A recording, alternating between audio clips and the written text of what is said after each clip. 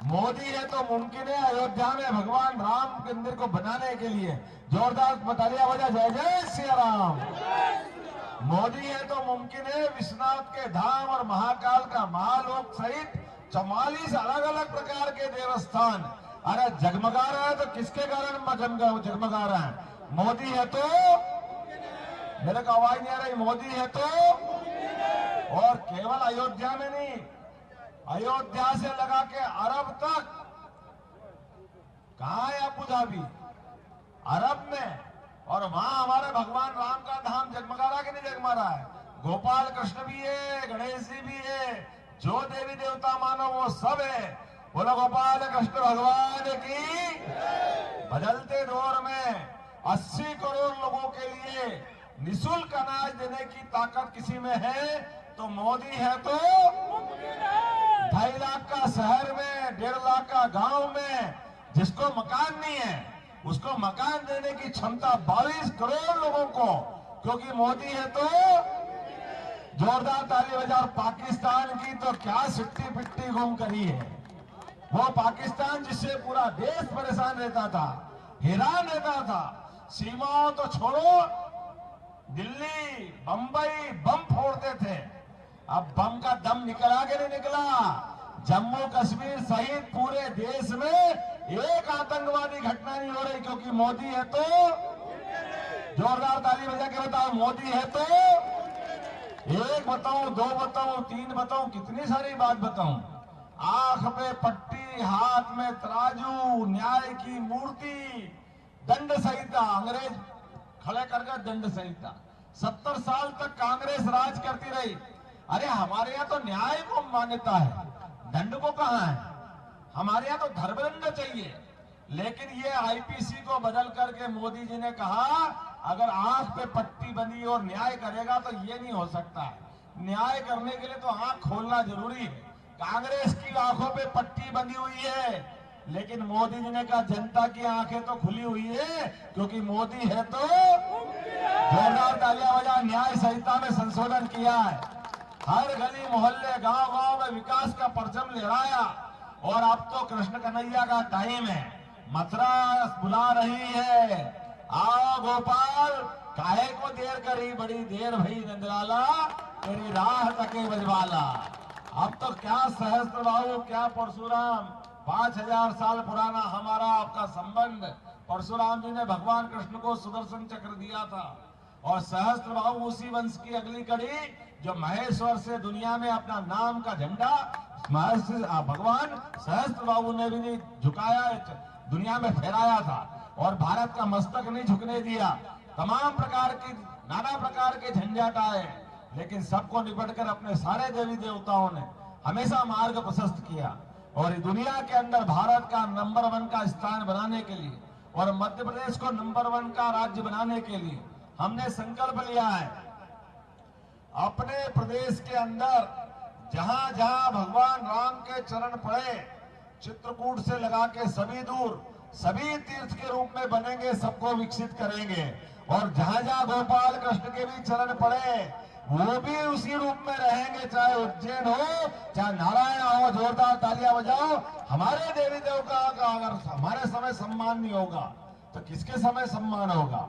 सभी पशुपालक, सभी गोपाल जिनके घर में गाय भैंस है, और कृष्ण को तो सब मानते ही हैं, बोलो गोपाल कृष्ण भगवान की।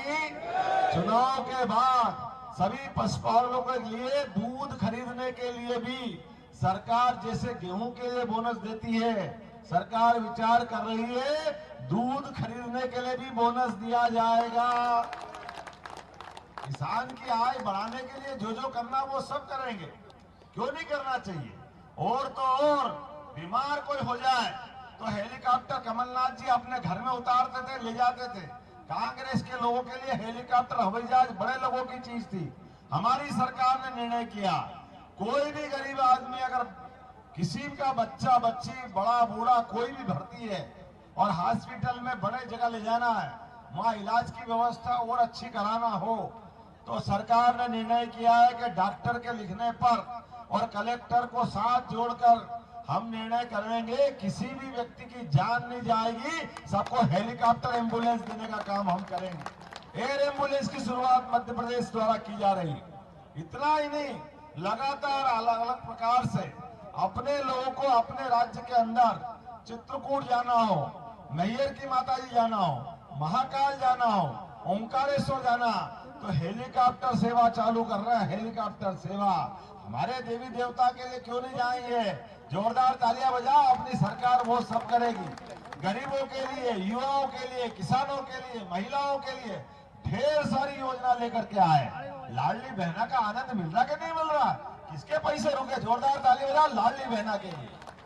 किसी प्रकार की कोई योजना, और 5 तारीख को आपका पैसा भी आपके खाते में आने वाला है। ये हमारी सरकार है। कांग्रेसी कह रहे ये नहीं देंगे, बंद कर देंगे, बंद कर देंगे।